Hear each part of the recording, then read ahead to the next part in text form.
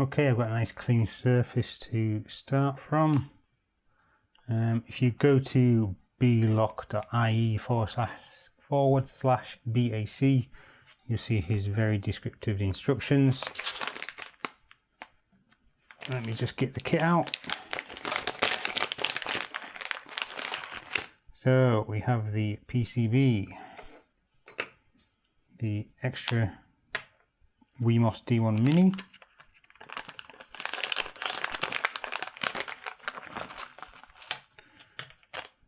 that's everything.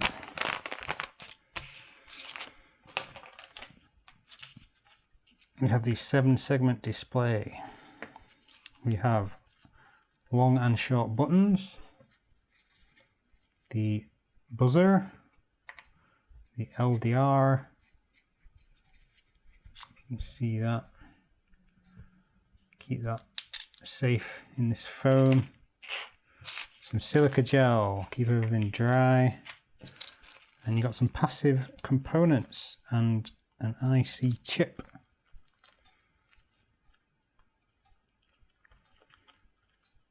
I can get into these.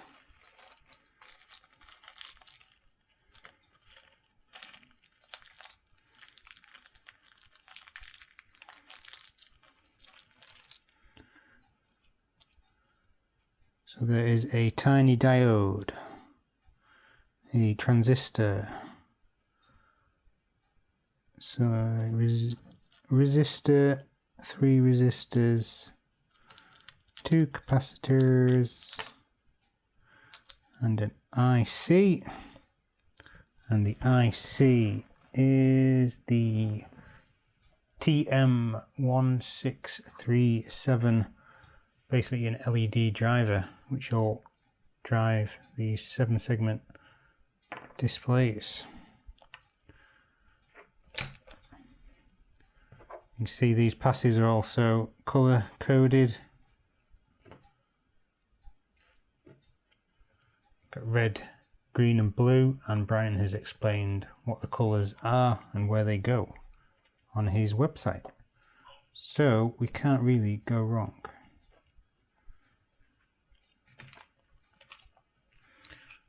Get my display, get my stand,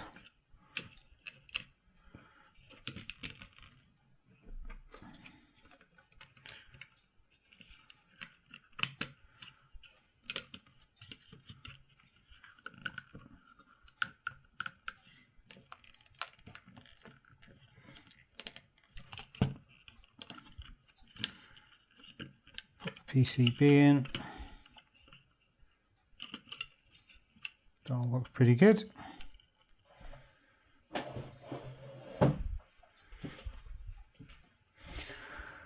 One second.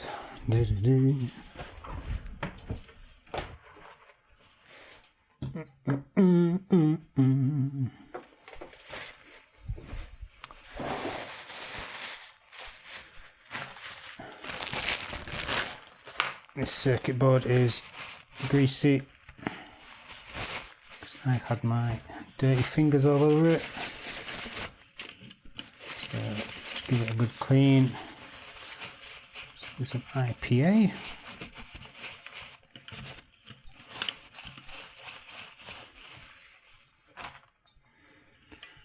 The silk screen is really good. So this is the front. This is the front of the clock, and you can see this is where the 7-segment display goes. It's a through hole component,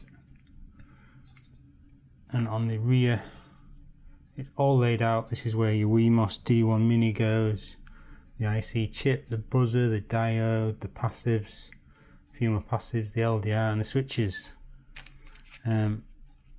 For this case design I'm going to go with the short switches as opposed to the long ones. He sent me both in your kit from Tindy. You choose which ones you want. These if you've got extra long, if you're going to make a large case, like a wooden case or something maybe, and these are smaller, but I think that's what we'll go with. So without further ado, according to his instructions, you do the 7-segment display last.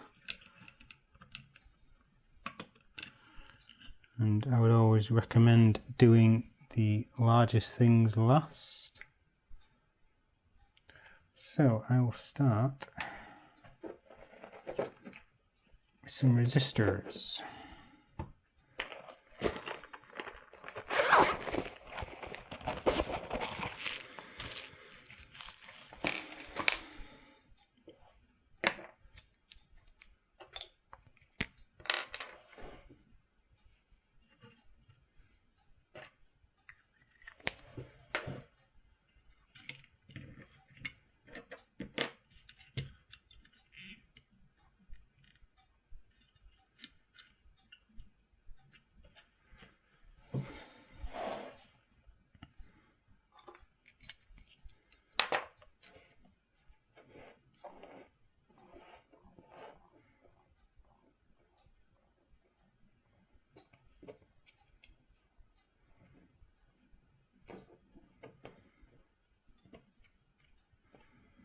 So up top you have got a green and a blue.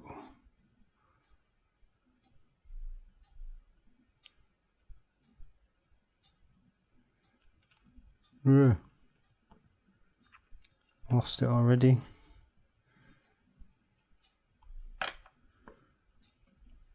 This is the green, which is a 1K resistor.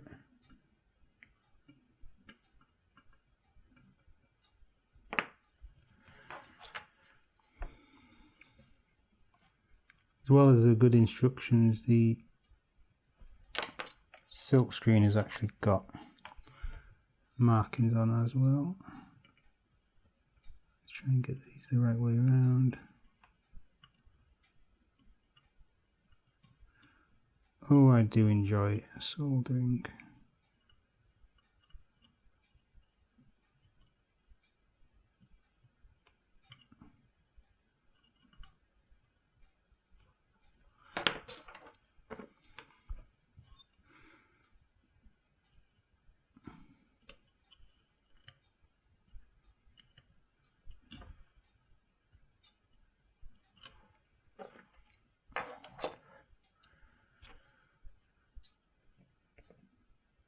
It's never as satisfying as you'd think it will be. But if you've got a nice quiet house, you can sit in silence and solder. This is the 10K, which is blue. Got solder.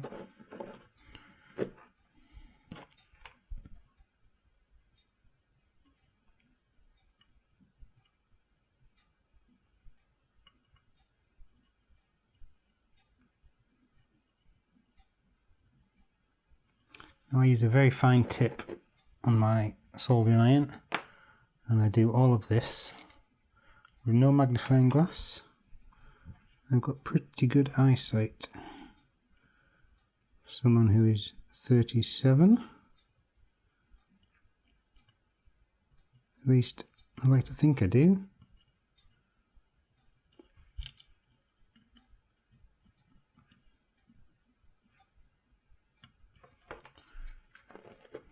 Two resistors. Keep your tip clean. So these other 10K resistors are down here. May as well get them going.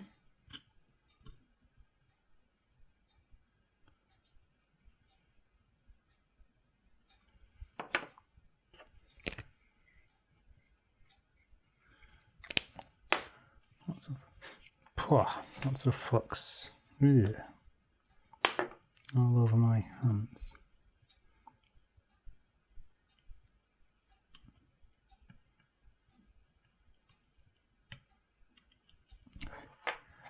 You need very little.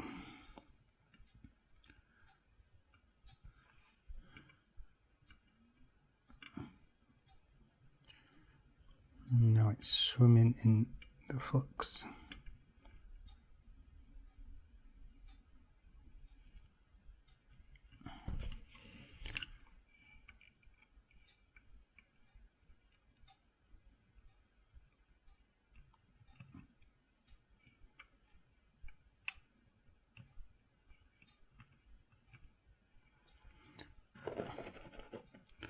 Yeah, don't like that one.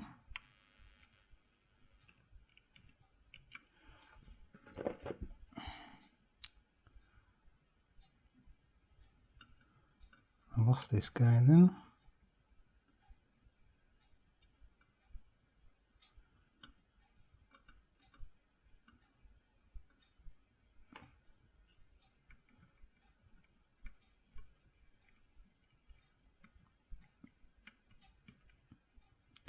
You know, I didn't even check if that was the resistor slot then. Good job it was.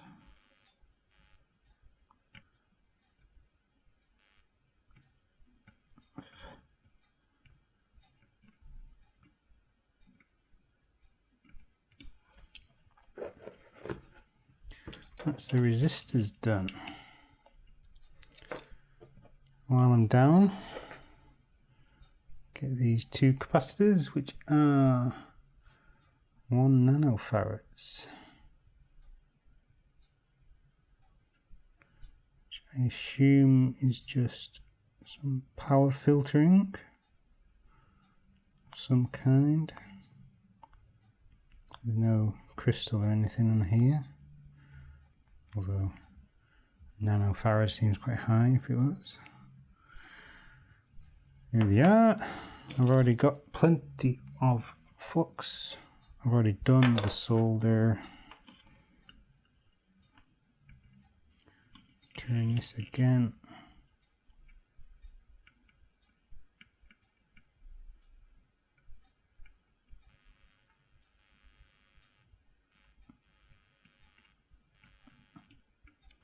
There's one.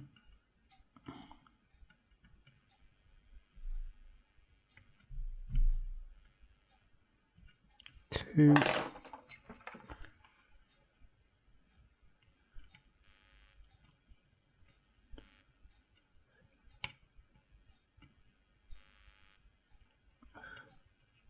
Come on. 3.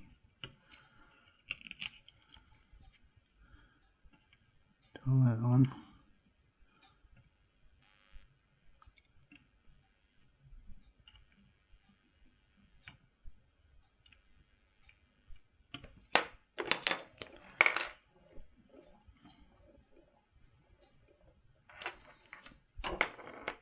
This flux pen is leaking. Sure, that can't be good for you.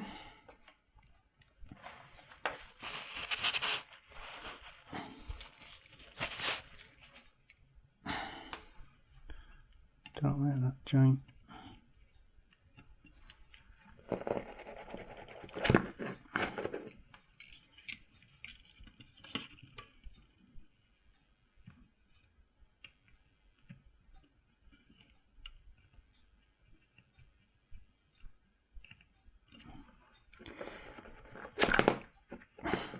This soldering tip has got a little corroded hook on it now.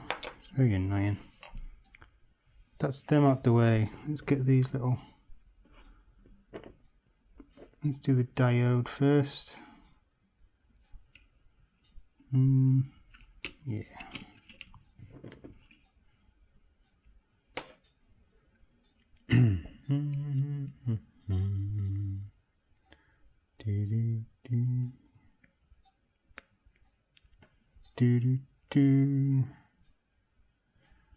Now you need to be careful with a diode.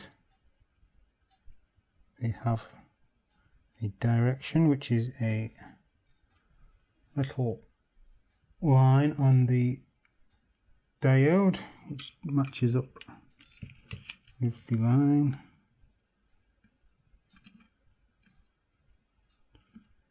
So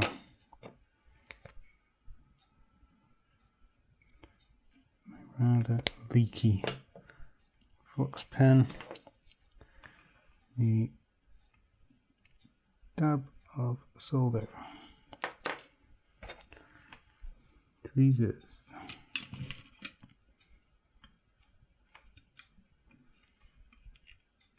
it's surprising how you learn to be ambidextrous for SMD soldering. quite adept at holding tweezers with my left hand.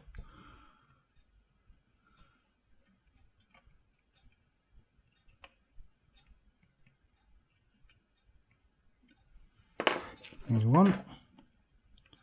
Just squeeze this one in. There we go. That's the diode. In the right way? Yes. Oh, I'm not looking forward to this one. This is a little transistor.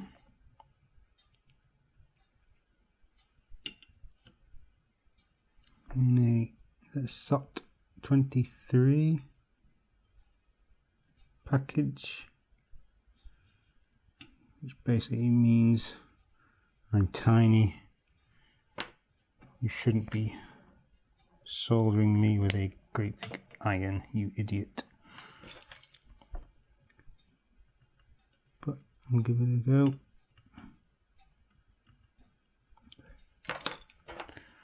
With a little bit of patience and a steady hand.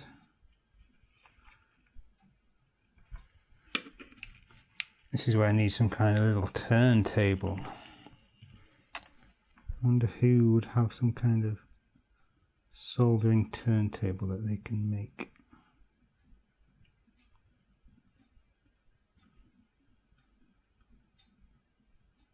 That appears to be lined up. And if we flip it back round and just get these last two leads.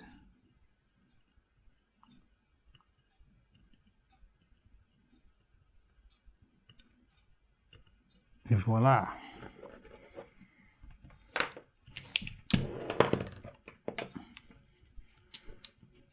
Now let's do this little chip. Chip, chip, chip. Come on. Come on out. What have you done to this, Brian? Can you let one of your dogs chew it?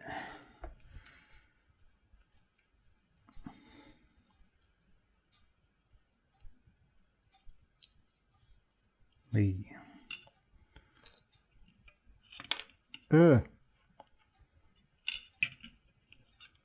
So you have got a dot that needs to match to that dot. So it's turning around, eh? Same affair. Bit of flux. Clean tip. Clean hooky tip. You want to tack it on to one leg.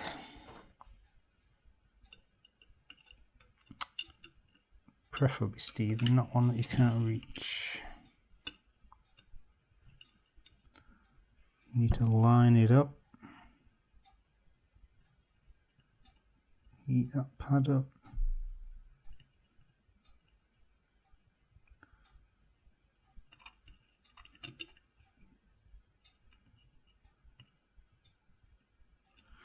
Looks good to me.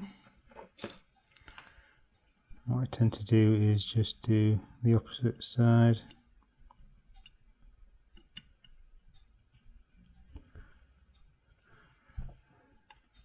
And then just work your way.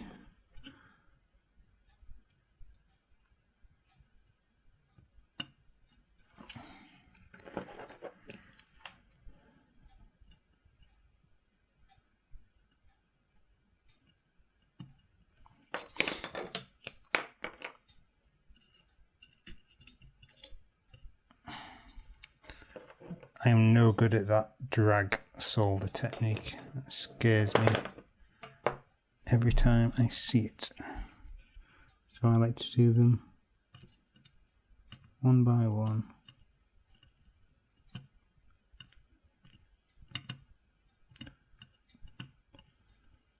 The key is lots of flux.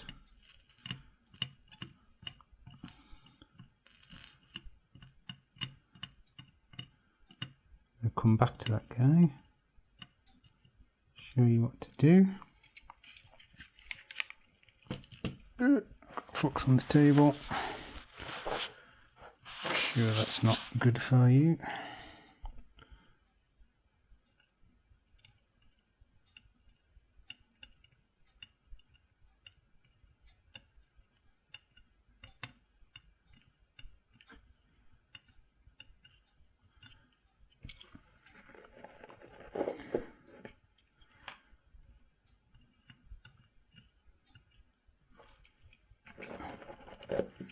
So you can use solder wick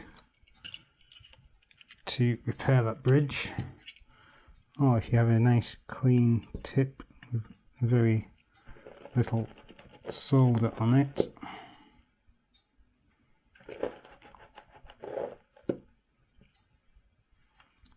you can ease it away.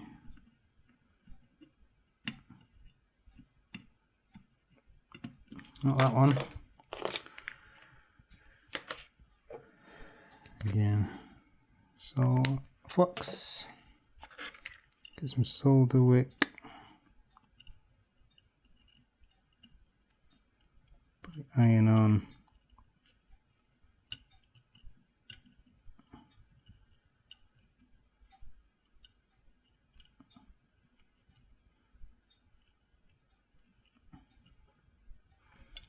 there we go.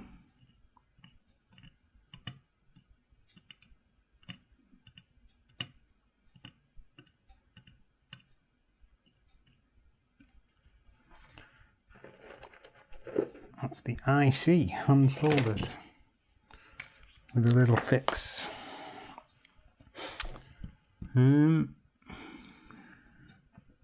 Buzzer next, I reckon. So this has polarity, plus and minus. Plus on the board lines up to the plus on here. If I was clever, I would have some kind of blue tack or something, but I don't, so I'll just line that up.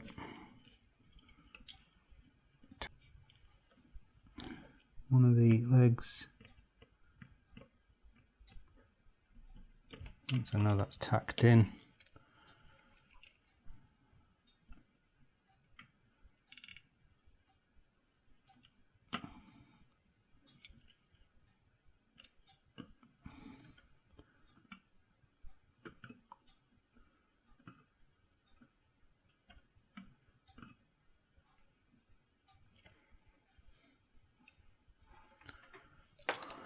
I'm happy with them.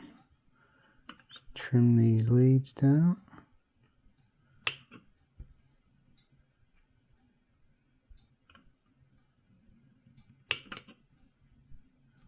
Wow, that's very flush. Just hold the buzzer from the bottom and just melt these down so they're a bit neater.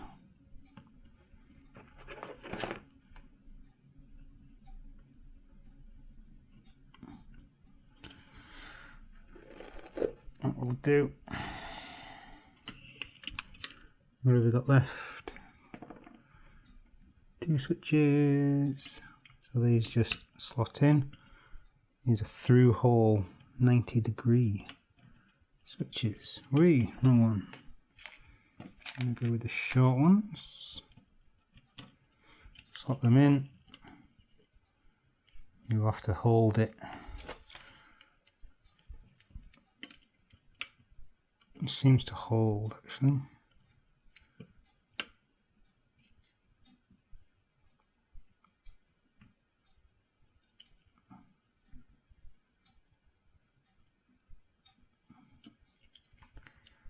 Now these mechanical switches take quite a lot of heat to get these mechanical fittings properly soldered. That looks okay. And then it's these legs are the actual electrical connectors. Do the same on this one.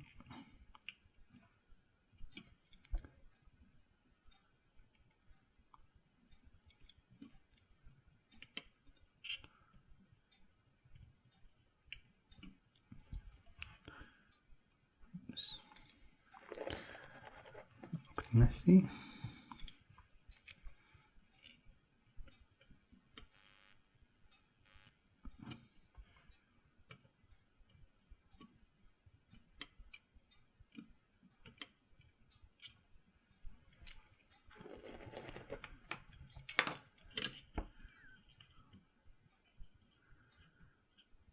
That looks good to me.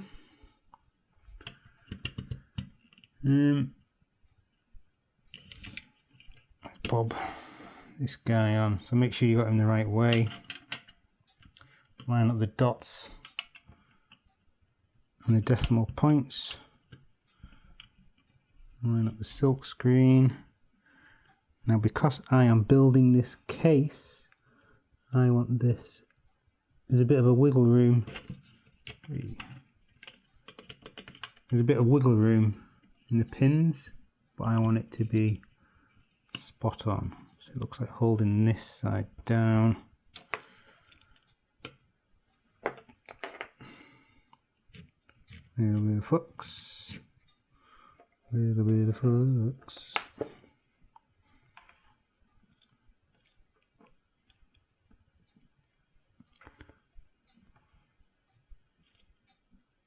Just tack one down. And then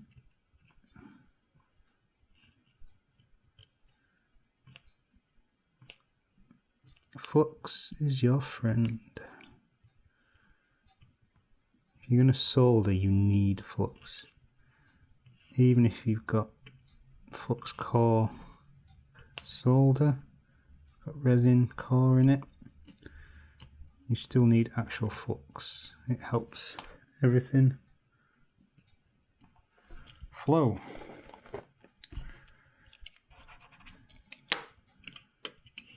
That's right.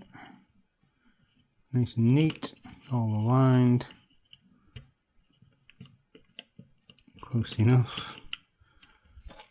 Alright, let's trim these leads because they are poking out far too much.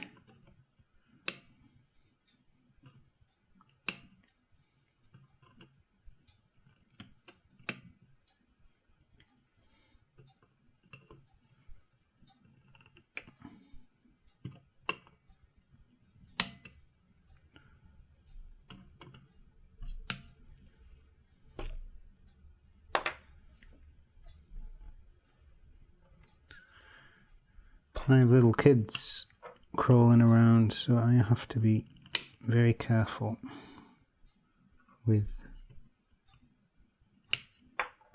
bits.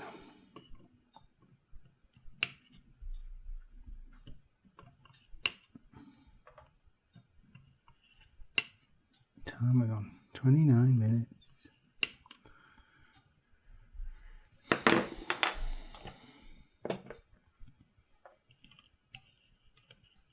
Could neaten those joints up, but I won't.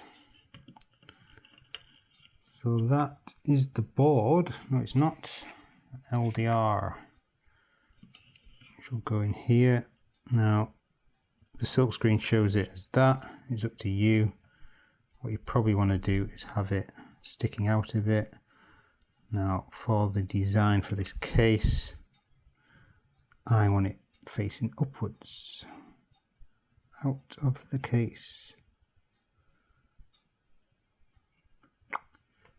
and it's about the same height as the buttons, so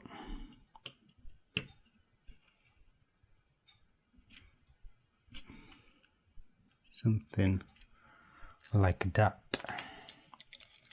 Bend it in place,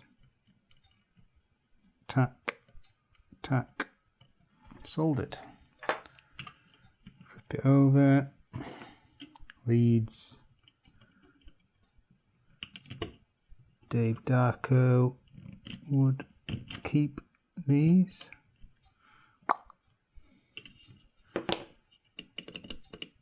There we go.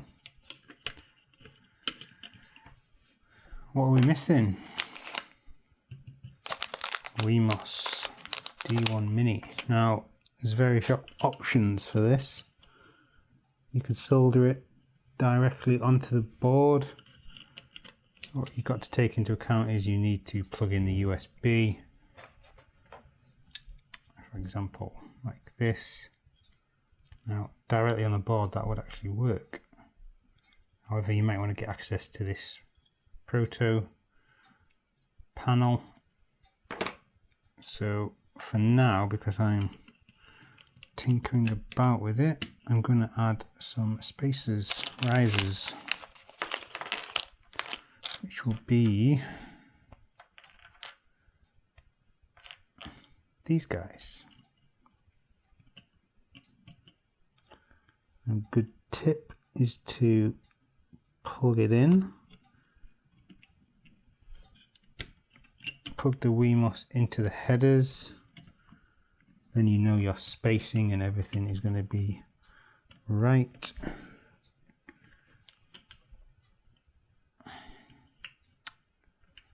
I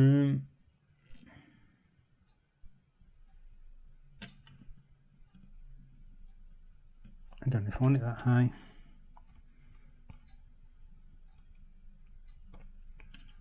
So I'm going to design the case so it is, you're able to have it at any height with the USB, so you'd have like a USB slot. But I think that's a bit high, to be honest.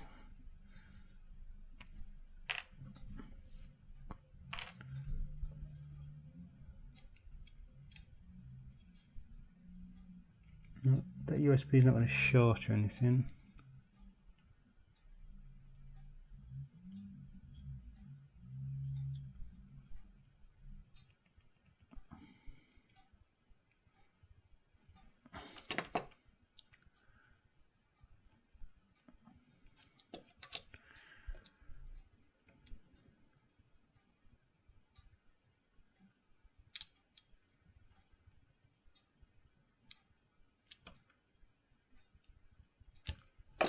Tell you what I'm going to do.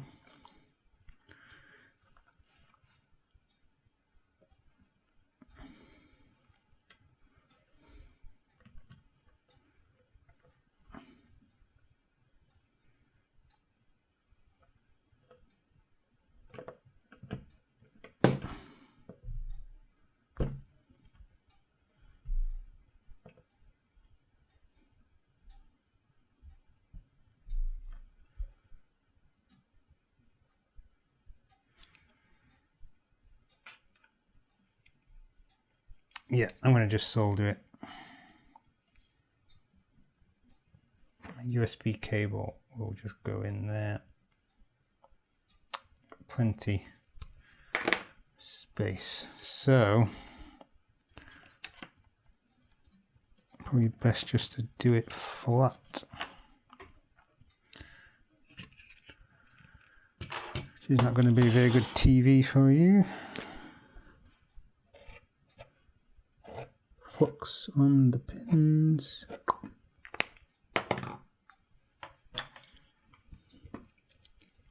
Be careful of the 7-segment display.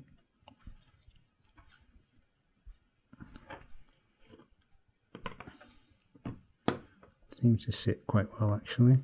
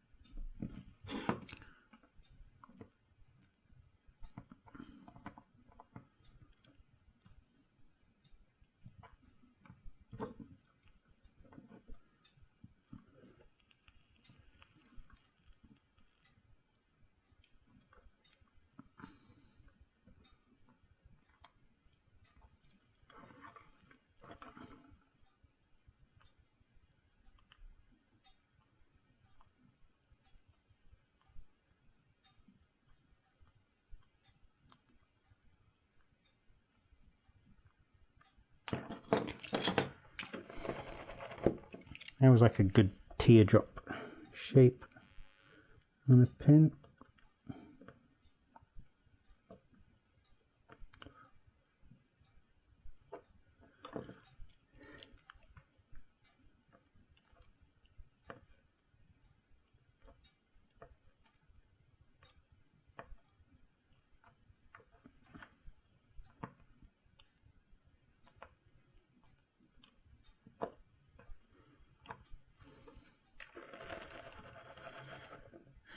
Always the last one.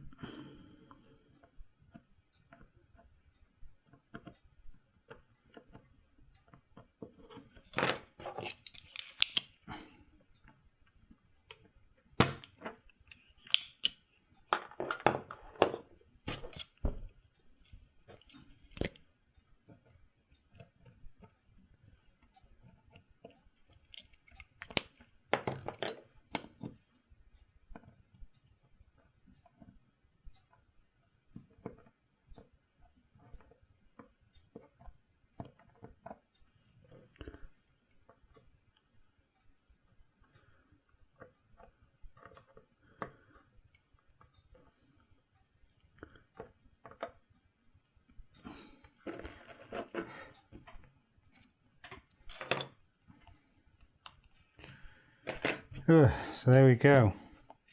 The Brian Lough BLough Alarm Clock. BLough Alarm Clock.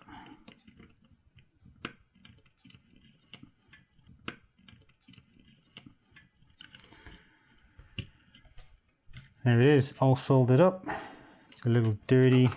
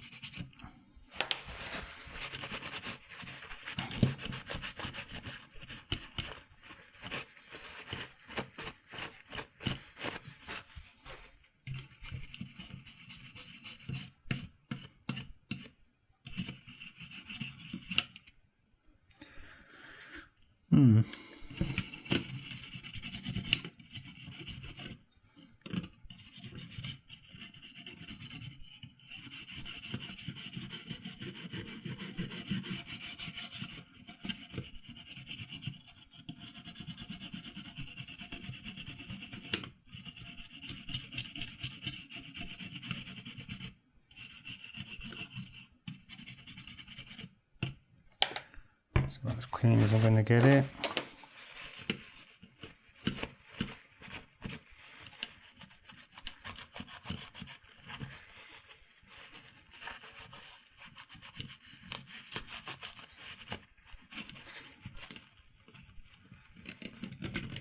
So here it is, the BLough Alarm Clock, fully soldered.